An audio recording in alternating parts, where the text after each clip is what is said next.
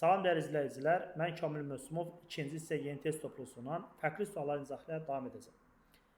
BC bərabərdir 12, BD bərabərdir 5, CD bərabərdir AD olarsa, A bucağının kotangesini tapaq.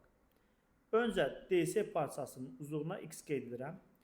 DCB düzbucaqlı üçbucağına Fagor tətbiq etsək, yaza bilərik ki, 5-in kvadratı plus 12-nin kvadratı bərabərdir x-in kvadratına. Yəni x kvadratı bərabərdir. 5-in kvadratı 25, 12-nin kvadratı 144.